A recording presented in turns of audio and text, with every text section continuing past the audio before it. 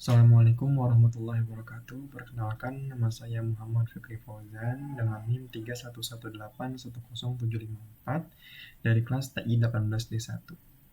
Di sini saya akan mempresentasikan tugas dari mata kuliah Kapita Selekta yang diampu oleh Pak Turmudi Eskom Mkom. Baik, kita langsung masuk saja ke presentasinya. Nah, di sini apa itu GIS? Jadi GIS atau Geographic Information System atau Sistem Informasi Geografis adalah alat berbasis komputer untuk memetakan dan menganalisis hal-hal yang ada dan peristiwa-peristiwa yang terjadi di bumi. Sistem informasi geografis adalah informasi sistem terkomputerisasi yang memungkinkan penangkapan, pencontohan, pemanipulasian, penemuan kembali, penganalisisan, dan presentasi data acuan geografis sebagai fasilitas untuk menyiapkan, merepresentasikan, dan menginterpretasikan fakta-fakta yang berkaitan dengan permukaan bumi. Kemudian ini adalah komponen GIS, perangkat keras atau hardware, yaitu atau PC, di mana GIS dapat beroperasi. Saat ini perangkat lunak GIS berjalan pada berbagai jenis perangkat keras, dari server komputer terpusat hingga komputer desktop yang digunakan secara stand-alone atau dengan konfigurasi jaringan tertentu. Kemudian ada perangkat lunak atau software. Perangkat lunak GIS menyediakan fungsi dan alat yang diperlukan untuk menyimpan, menganalisis, dan menampilkan informasi geografis. Komponen perangkat lunak utama tersebut adalah 1. Analis untuk memasukkan dan memanipulasi informasi geografis. 2. Sistem manajemen basis data. 3. Alat yang mendukung query, analisis, dan visualisasi geografis. 4. Antarmuka pengguna grafis untuk akses yang lebih mudah ke alatnya. Kemudian ada data. Nah, untuk data ini sendiri, kemungkinan ini adalah komponen yang paling penting dari GIS, yaitu data. Karena data geografis dan tabular terkait data dapat dikumpulkan secara internal atau dibeli dari para penyedia data komersial. Sebuah GIS akan mengintegrasikan data spasial dengan sumber data lain dan bahkan dapat menggunakan sistem manajemen basis data tersendiri yang digunakan oleh sebagian besar organisasi untuk mengatur dan memelihara data mereka untuk mengolah data spasial.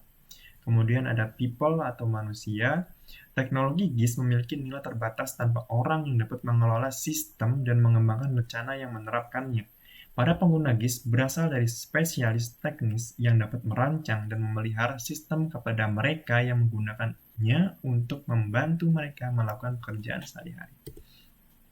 Dan yang terakhir yaitu adalah metode. GIS yang telah sukses beroperasi sesuai dengan rancangan, rencana, dan aturan bisnis yang dibangun dengan baik, yang merupakan salah satu upaya implementasi praktik dan bagian model operasi yang unik untuk setiap organisasi. Nah, di samping ini ada sebuah contoh gambarnya. Ya, di sini ada data source atau pencarian data ya. Dimulai dari bagian pertama itu street data, itu data jalan, kemudian ada building data atau data bangunan, kemudian ada vegetation data atau data vegetasi. Nah, kemudian dari data-data tersebut kemudian dijadikan satu, menjadi integrated data dan seperti ini bisa kita lihat untuk menjadi data yang sempurna. Kemudian ada ruang lingkup GIS. Yang pertama ada input data. Proses input data digunakan untuk menginputkan data spasial dan data non-spasial. Data spasial biasanya berupa peta analog. Untuk GIS harus menggunakan peta digital, sehingga peta analog tersebut harus dikonversi ke dalam bentuk peta digital dengan menggunakan alat digitizer. Selain proses digitasi, dapat juga digunakan proses overlay dengan melakukan proses scanning pada peta analog. Kemudian ada manipulasi data. Tipe data yang diperlukan oleh suatu bagian GIS mungkin perlu dimanipulasi agar sesuai dengan sistem yang dipergunakan. Oleh karena itu, GIS mampu melakukan fungsi edit baik untuk data spasial maupun non-spasial. Ketiga ada manajemen data, yaitu setelah data spasial dimasukkan, maka proses selanjutnya adalah pengolahan data non-spasial. Pengolahan data non-spasial meliputi penggunaan DBMS untuk menyimpan data yang memiliki ukuran besar. Selanjutnya ada query dan analisis. Query adalah proses analisis yang dilakukan secara tabular. Secara fundamental, GIS dapat melakukan dua jenis analisis, yaitu analisis proximity dan juga analisis overlay. Analisis proximity merupakan analisis geografi yang berbasis pada jarak antar layer. GIS menggunakan proses buffering atau membangun lapisan pendukung di sekitar layer dalam jarak tertentu untuk menentukan dekatnya hubungan antar sifat bagian yang ada. Kemudian untuk analysis overlay merupakan proses penyatuan data lapisan layer yang berbeda. Secara sederhana, overlay disebut sebagai operasi visual yang membutuhkan lebih dari satu layer untuk digabungkan secara fisik. Kemudian ada visualisasi. Untuk beberapa tipe operasi geografis, hasil akhir terbaik diwujudkan dalam peta atau grafik. Peta sangatlah efektif untuk menyimpan dan memberikan informasi geografis. Kemudian tahapan-tahapan GIS. Yang pertama itu tahap masukan atau input. Tahap pertama dalam tahapan GIS adalah tahap masukan atau input. Ya, tahapan ini terdiri dari sumber data. Sobat, kita harus menyiapkan dulu data-data yang akan diinputkan di sistem GIS. Data-data tersebut bersumber dari yang pertama ada data penginderaan jauh seperti citra, baik citra foto maupun citra non-foto, dan foto udara dan citra satelit. Kemudian data teristis atau data dari lapangan seperti data pH tanah, salinitas air, kemudian curah hujan, persebaran penduduk, data pasien positif COVID yang kemarin sempat ramai juga, dan lain sebagainya. Data teristis ini bisa disajikan dalam bentuk peta, tabel, grafik, atau hasil perhitungan saja. Kemudian data peta biasanya sudah dalam bentuk peta digital. Ada data spasial sungai, jalan, tata guna lahan, dan lain sebagainya. Kalian tinggal input saja sesuai dengan keperluan pembuatan. Nah, ini adalah contoh gambar peta rupa bumi digital Indonesia, Kecamatan Balong Panggang, Gresik.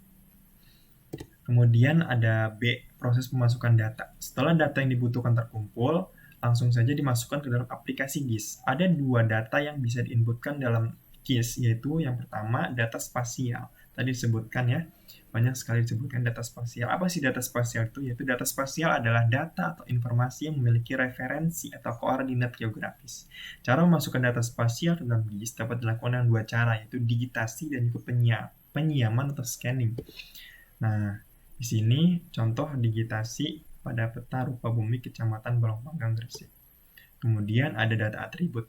Data atribut adalah data yang memberikan penjelasan mengenai setiap objek, fenomena, atau informasi yang ada di permukaan bumi. Data atribut suatu objek dapat berupa data kualitatif dan kuantitatif. Data kualitatif adalah data hasil pengamatan yang dinyatakan dalam bentuk deskriptif yang diperoleh dari pengisian angket, wawancara, dan tanya jawab. Data kualitatif contohnya peta tata guna lahan seperti data permukiman, sawah, kawasan industri, tegalan, dan lain sebagainya. Sedangkan data kuantitatif adalah data hasil pengamatan yang dinyatakan dalam bilangan. Data kuantitatif berfungsi untuk memperlihatkan perbedaan nilai objek. Ini adalah contoh atribut kuantitatif Jalan Kecamatan Balong Panggang, Gresik. Kemudian ada 3, tahapan pengolahan. Setelah kita mengumpulkan data-data dari berbagai sumber dan data tersebut sudah kita input pada GIS, barulah kita masuk atau mulai tahapan pengolahan data. Tahap pengolahan data ini meliputi manipulasi dan analisis data seperti membuat basis data baru, menghapus basis data, mengedit data, mengisi dan menyisipkan data ke dalam tabel. 4. Tahap keluaran atau output.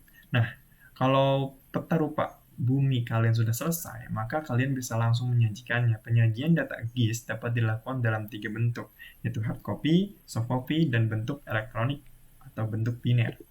Nah, ini adalah contoh hasil akhir dari tahapan kerja GIS yang kita himpun dari digitasi Kecamatan Balong Panggang, Gresik. Seperti ini ya. Ini udah selesai tahapan akhirnya seperti ini. Nah, kemudian fungsi GIS. Apa aja sih fungsi GIS gitu ya? Nah, yang pertama ini GIS untuk inventarisasi sumber daya alam. Singkatnya, manfaat GIS untuk inventarisasi sumber daya alam atau SDA adalah sebagai berikut. Yang pertama, untuk mengetahui persebaran berbagai SDA, misalnya minyak bumi, batu bara, emas, besi, dan tambang barang lainnya. Untuk mengetahui kawasan lahan potensial dan lahan kritis, kawasan lahan pertanian dan perkebunan, perubahan penggunaan lahan, terus juga memantau atau pasang surut guna membangun lokasi pertanian atau kepentingan. Terus juga ada memetakan kesuburan tanah yang diperlukan dalam usaha pertanian. 2. GIS untuk perencanaan pembangunan. Perencanaan pembangunan dengan memanfaatkan GIS dapat dilakukan melalui analisis peta-peta tematik. Dengan analisis ini, kita dapat mengetahui kemampuan lahan. Sebagai contoh, perencanaan pembangunan terminal bus dapat memanfaatkan peta jaringan jalan peta tata guna lahan, peta kepadatan penduduk, peta trayek angkutan, maupun peta harga tanah. 3. GIS untuk perencanaan ruang. GIS bermanfaat sekali untuk perencanaan suatu wilayah, pendataan, pengembangan pusat-pusat pertumbuhan, dan pembangunan menggunakan GIS. GIS juga digunakan untuk mengetahui persebaran penduduk, persebaran penggunaan lahan, baik untuk pengembangan permukiman penduduk, kawasan industri, sekolah, maupun rumah sakit. Seluruhnya juga menggunakan GIS. 4.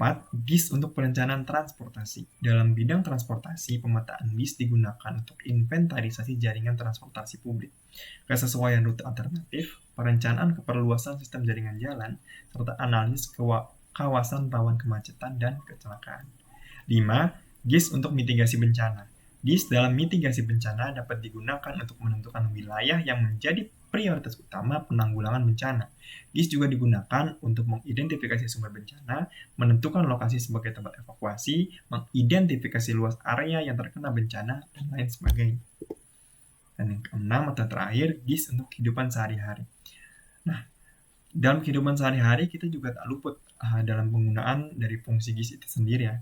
Nah, di antara salah satunya ialah ketika kita ingin melakukan suatu perjalanan ke tempat yang belum pernah dikunjungi, kita sering menggunakan sebuah aplikasi peta online, ya, yaitu kayak seperti Google Maps atau Waze, dan masih banyak beberapa platform aplikasi peta online lainnya yang gratis maupun berbayar. Di sana kita bisa dipandu ya, rute jalan terbaik maupun tercepat untuk menuju suatu tujuan yang kita ingin datangi. Selain rute, biasanya kita juga diberikan informasi mengenai kondisi jalan yang bagus atau rusak, macet atau lancar. Kemudian ada juga rating tempat yang ingin kita tuju tersebut. Karena aplikasi-aplikasi tersebut adalah aplikasi yang bisa menampilkan data spasial yang sudah diolah oleh software pengolah data spasial hingga bisa lebih mudah dilihat atau dipahami oleh kita sebagai pengguna. Kemudian ini adalah beberapa contoh aplikasi pemetaan GIS ya. Ada yang pertama ada QGIS, tampilannya seperti ini. Kemudian ada ArcGIS, tampilannya seperti ini. Kemudian ada Global Mapper, seperti ini. Ada SAS Planet, ada AutoCAD, dan ada Google Earth Engine atau GEE. Seperti ini tampilannya. Ini untuk sumbernya. Kemudian terima kasih. Baik, sekian saja presentasi yang telah saya sampaikan. Semoga ilmu ini bermanfaat bagi saya pribadi maupun yang menonton video ini. Kurang lebihnya saya mohon maaf. Wassalamualaikum warahmatullahi wabarakatuh.